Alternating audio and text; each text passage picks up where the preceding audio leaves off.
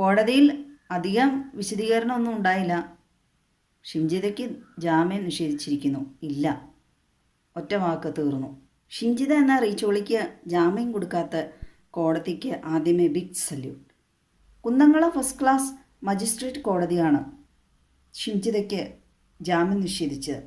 കോടതിക്ക് മാത്രമല്ല, കോടതിക്ക് മുൻപാകെ ഷിംജിതയ്ക്കെതിരെ വ്യക്തവും ശക്തവുമായ പോലീസുകാരുടെ ഒറ്റക്കെട്ടായിട്ടുള്ള ആ ഉറച്ച തീരുമാനമെടുത്തുള്ള ആ റിപ്പോർട്ട് തന്നെയാണ് ഈ സ്ത്രീക്ക് ജാമ്യം നിഷേധിച്ചത്. അതുകൊണ്ട് അവരെ പ്രശംസിക്കാതെ വയ്യ. Big salute. പോലീസുകാർ സമർപ്പിച്ചിരിക്കുന്ന റിപ്പോർട്ടിൽ ഈ സ്ത്രീക്ക് ജാമ്യം കൊടുത്താൽ ഇവർ സാക്ഷികളെല്ലാം സ്വാധീനിക്കും. പിന്നെ അവർ ആ വീഡിയോയുടെ ഡിലീറ്റ് ചെയ്ത ഭാഗങ്ങളൊക്കെ എന്തെങ്കിലുമൊക്കെ കൃത്രിമത്വമൊക്കെ കാണിക്കാൻ സാധ്യതയുണ്ട്. ദീപക് ആത്മഹത്യാക്കുറിപ്പ് എഴുതി വയ്ക്കാത്ത ആണ്, അതുകൊണ്ട് ഇവരുടെ പേര് സൂചിപ്പിച്ചിട്ടില്ല എന്നൊക്കെ പറഞ്ഞിട്ട് ഇവരുടെ പ്രോസിക്യൂഷൻ വാദിച്ചു കാണുമല്ലോ. പക്ഷേ പൊട്ട ചോദ്യമാണ്. കാരണം ദീപകിൻ്റെ പിറന്നാളിൻ്റെ അന്നാണ് ഈ വീഡിയോ കാണുന്നത്. പിറ്റേ ദിവസം അദ്ദേഹം ആത്മഹത്യ ചെയ്തു. ഈ സ്ത്രീയുടെ പേരും ഊരും എന്തെന്നും പറഞ്ഞുകൊണ്ടാണ് ദീപക് എഴുതി വയ്ക്കണമെങ്കിൽ മരിക്കാൻ പോകുന്ന ആൾ അന്നേരം സാഹിത്യം കുറിക്കാൻ പോവുകയാണോ? ദീപകിൻ്റെ നഷ്ടപ്പെട്ട ജീവിതമൊന്നും ആർക്കും ഇനി തിരിച്ചു കൊടുക്കാനും കഴിയില്ല. ഇതൊക്കെ തന്നെയായിരിക്കാം കോടതി വീക്ഷിച്ച പോയിന്റുകൾ. ഈ വീഡിയോ കണ്ടവർക്കൊക്കെ എല്ലാം തന്നെ മനസ്സിലായി അദ്ദേഹം നിരപരാധിയാണെന്ന്. അതുകൊണ്ട് അദ്ദേഹത്തിന് ഒന്നും സംഭവിക്കാതിരിക്കാൻ വേണ്ടി തന്നെ ഭൂരിപക്ഷവും അദ്ദേഹത്തിന് സപ്പോർട്ട് ചെയ്തുകൊണ്ടാണ് കമൻസ് വന്നതെന്നാണ്. പക്ഷേ എന്തുകൊണ്ടോ അദ്ദേഹം അത് ശ്രദ്ധിച്ചില്ല എന്ന് തോന്നുന്നു. ഒരുപക്ഷെ അദ്ദേഹം അത് ശ്രദ്ധിച്ചിട്ടുണ്ടായിരുന്നെങ്കിൽ ഇങ്ങനെ ഒരു വഴി തിരഞ്ഞെടുക്കുമായിരുന്നില്ല. പക്ഷെ അദ്ദേഹം ചെയ്തത് തെറ്റ് തന്നെ. അദ്ദേഹം ജീവിച്ചിരുന്നിട്ട് അദ്ദേഹത്തിനെതിരെയുള്ളത് എല്ലാം വ്യാജമായിരുന്നു തെളിയിക്കേണ്ടിയിരുന്നു. മാതാപിതാക്കളെ ഓർക്കണമായിരുന്നു. വിദ്യാഭ്യാസമുള്ള ഒരു സ്ത്രീ, അവർക്ക് തീർച്ചയായും നിയമം അറിയായിരിക്കും. അപ്പോൾ പിന്നെ എന്തുകൊണ്ട് അവർ പോലീസിൽ പരാതി കൊടുത്തില്ല? ഈ ദീപക് ലൈംഗികമായ അതിക്രമം നടത്തിയെങ്കിൽ എന്തെല്ലാം വഴികളുണ്ടായിരുന്നു? ഷിംജിത പുറത്തുവിട്ട വീഡിയോയിൽ അവർക്കെതിരെ തന്നെയാണ് എല്ലാ തെളിവുകളും. അതാണ് ദൈവത്തിൻ്റെ അടയാളം ഉണ്ടാവുമെന്ന് പറയണം.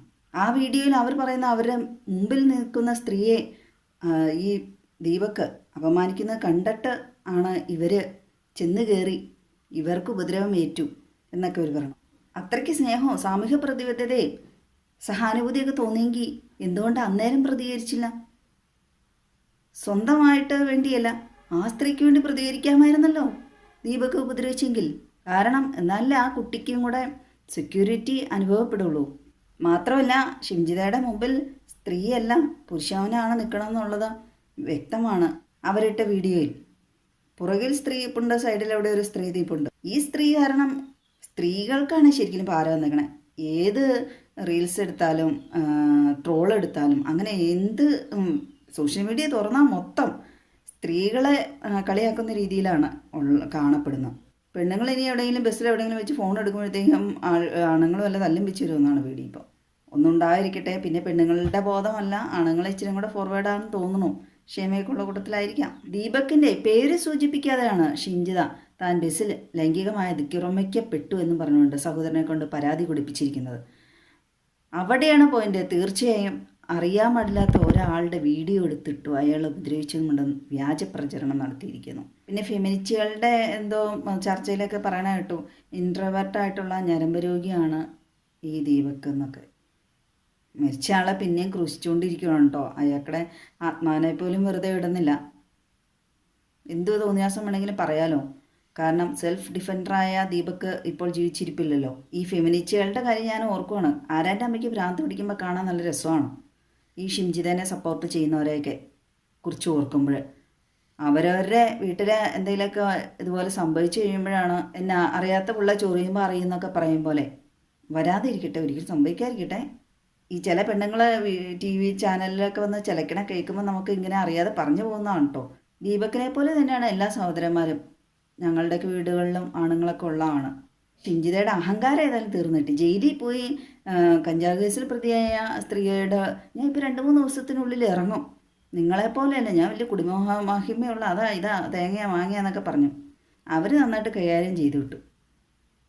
ചില ചാനലിൻ്റെ കമൻറ്റുകളിലൊക്കെ കണ്ടായിരുന്നു, ഇനിയിപ്പോൾ അവിടെ കിടന്ന് അടി പ്രാക്ടീസ് ചെയ്യട്ടെ, തല്ലുകൊണ്ട് പഠിക്കട്ടെ എന്നൊക്കെ പറഞ്ഞ്. ഒരിക്കലും നമ്മൾ മറ്റൊരാൾക്ക് അടി കൊള്ളുന്നോ ഉപദ്രവം കിട്ടുന്നോ ഇഷ്ടപ്പെട്ട കാര്യം ഒന്നുമല്ല, സന്തോഷവുമില്ല. പക്ഷേ തെറ്റ് ചെയ്യുന്നവർ ശിക്ഷിക്കപ്പെടണം. അല്ലെങ്കിൽ ദീപക് കുമാർ സമൂഹത്തിൽ ആവർത്തിക്കപ്പെടും.